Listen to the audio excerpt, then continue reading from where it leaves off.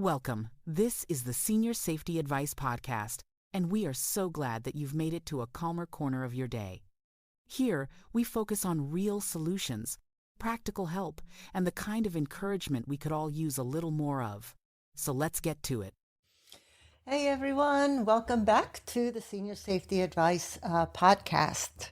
And this is March 8th, and March is Mobility and Independence Month. I'm so glad that you're here with me today. I'm Esther Kane, retired occupational therapist and a certified aging in place specialist. And today we're going to talk about the benefits of short daily walks because it is Mobility and Independence Month.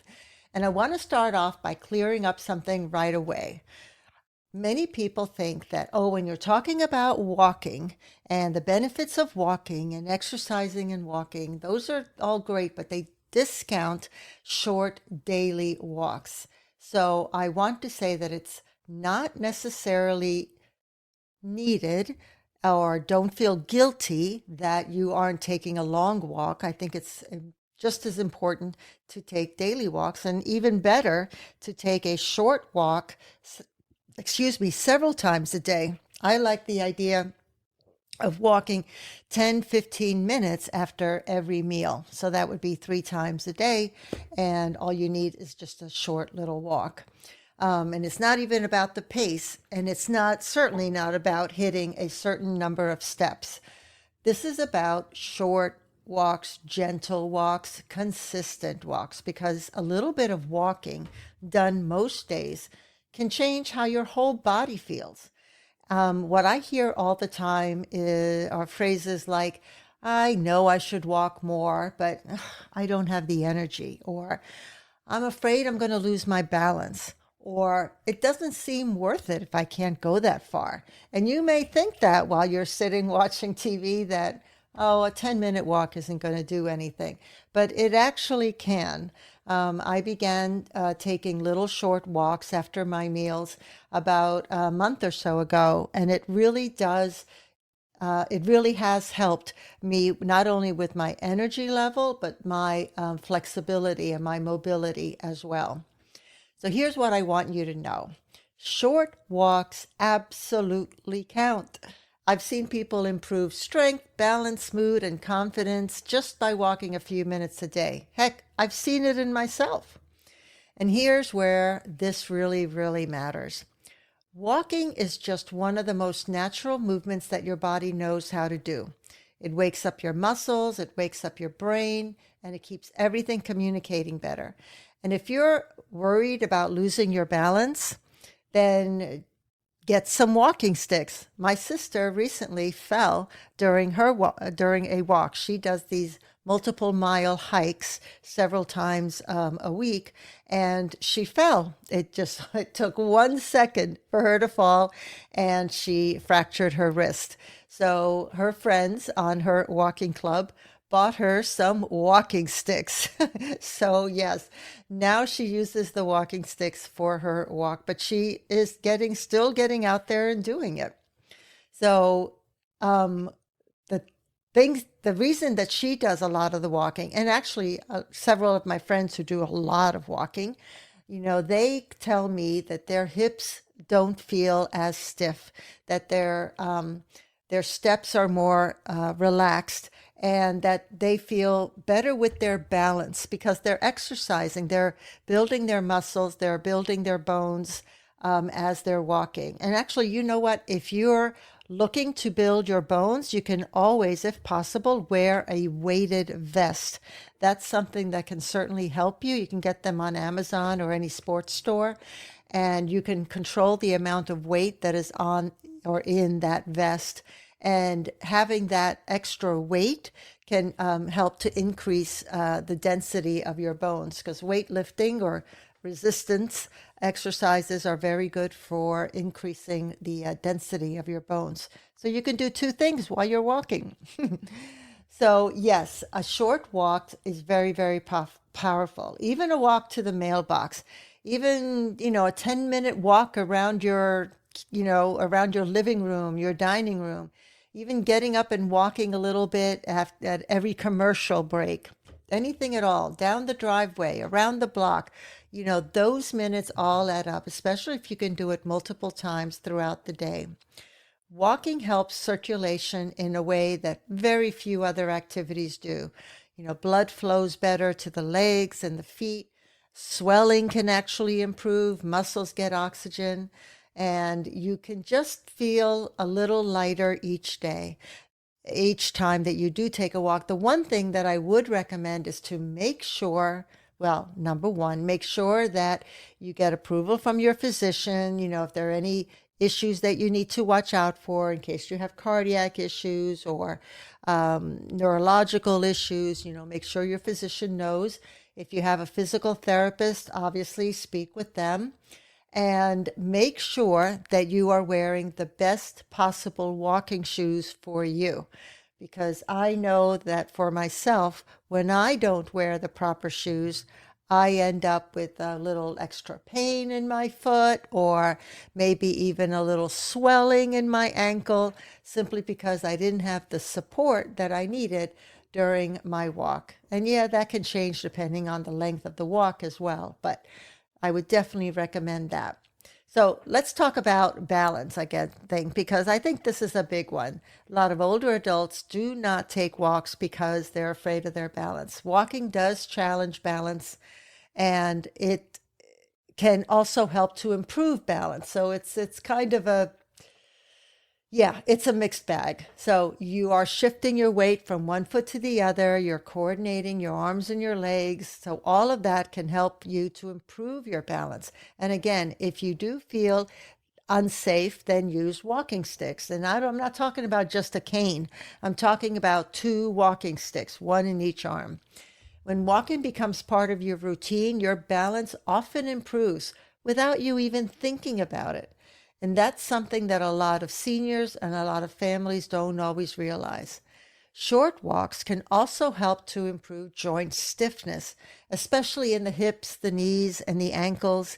I've treated a lot of patients that had arthritis that always felt better after they did some form of exercise for the part of their body that had the arthritis, be it the knee or the ankle or the shoulders, the wrist, the hands, whatever. And movement, definitely, as we all know or should know, is that movement helps joints lubricate themselves. Sitting does the opposite, actually. So that's why they're saying that sitting for long periods of time is not a great idea. You should get up and take a little walk every 20, 30 minutes or so if you're doing a lot of sitting.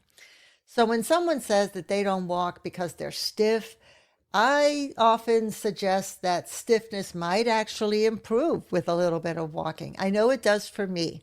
Obviously, I'm on the computer a lot. I do my podcasting and YouTubing, and I do a lot of work on aginginplacedirectory.com and seniorsafetyadvice.com.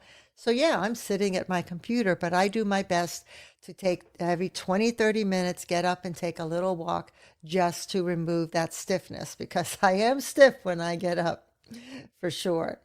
Now, let's talk about posture and breathing. Walking encourages you to stand taller. Your chest opens up, your breathing deepens, and better breathing, of course, means more oxygen to the brain, which affects your focus and your mood and your steadiness. And that's a quiet benefit that people don't always connect. And here's something that I see a lot. Short daily walks can actually improve your confidence. I know, it's like you don't even think about that, right? When you walk regularly, your body starts to remember what it can do. Fear softens, your trust grows, and you can go from avoiding movement to looking forward to movement, meaning the walk. And walking doesn't have to be outside, as I said before. You can walk up and down your hallway. You can walk in the mall. You can go to indoor track in a local park. Even walking during TV commercials counts. Walking around the dining room, anything at all. I know on wintry, cold days, or if the weather's not good, it makes sense to be able to do a little walk in your home. And hey, if you have a treadmill, that may be something you can use as well, as long as you're safe on that treadmill. This is about movement. It's not necessarily about scenery. So it's not as if when you do a walk, you think about, going to the beach or going to a forest or taking a beautiful hike. I mean, sure, if you can do those things, but you can't always do them daily. So why not, just consider focusing on the movement, and then when you can, of course, include the scenery. So let's talk about safety, because that's what I'm all about, right? So you want to always wear the best supportive shoes that you can. You want to take your time. There's no need to rush or keep up with the fastest person in your group. And you want to use a cane or a walker or walking sticks, whatever it is that you need to help you. I personally like the idea of walking sticks the most, but of course, if you need the walker, certainly. But I like walking sticks better than just a single cane. And then if you need to hold on to a railing, then absolutely walk somewhere where you can hold on to a railing. Support is smart. It doesn't mean you're weak. It's smart, because the worst thing that can happen during a walk is that you fall, because if you fall, then that destroys your confidence to keep walking. And guess what? You stop walking. And that's not what it's all about. It's about doing what you can in short, limited times so that you can build it up. Short walks mean you don't push past your limits. And that's usually how any form of exercise becomes sustainable. Because if you do too much and you injure yourself, then guess what? You stop doing it. So if you're a family caregiver, this is something that you can even do together, side by side, no pressure, just take those little short walks. They can become moments of connection, a chance to talk, a chance to breathe. And honestly, those moments matter just as much as the movement. One more thing I want to say out loud. Consistency also matters more than distance. 5 minutes every day beats 30 minutes once in a while. Your body responds to regular signals. Routine is very important. And walking sends a really, really good one. It says, hey, I'm moving, I'm capable, I'm still engaged. And that message carries far beyond the walk itself. So if walking feels hard right now, then start smaller than you think you should. You may think, I need to do 30 minutes every day. And you may say that to yourself every night. And then the next day, of course, you never get to it. But just think 5 minutes. 5 minutes after every meal, 3 times a day. And then maybe increase that to 10 minutes. And then before you know it, you've got 15 minutes. And that's pretty much all you need. 3 times a day, that's a 45-minute walk every single day. A little bit today, a little bit more tomorrow, and that's how you can increase your balance, your strength, and your mobility. Before you know it, it becomes a part of who you are. Well, that's all that I have for you today.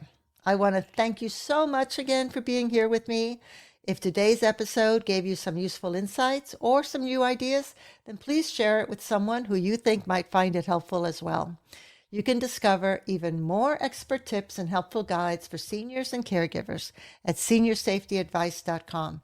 And hey, if you're searching for an aging in place specialist or someone that can help you with home renovations to make your home safer as you grow older in it, then visit our website at aginginplacedirectory.com. Come back tomorrow for more useful tips, insights, and ideas right here on the Senior Safety Advice Podcast. And if you haven't yet subscribed to our YouTube channel or the podcast yet, then please go ahead and do that right now, because that really helps us to reach more people who could use this kind of support and information. So until next time, take care of yourself and the ones that you love. This podcast is part of our mission to help older adults live safely and independently. If you'd like to take the next step, visit aginginplacedirectory.com, where you'll find specialists, helpful resources, and inspiration to make every home your place to thrive.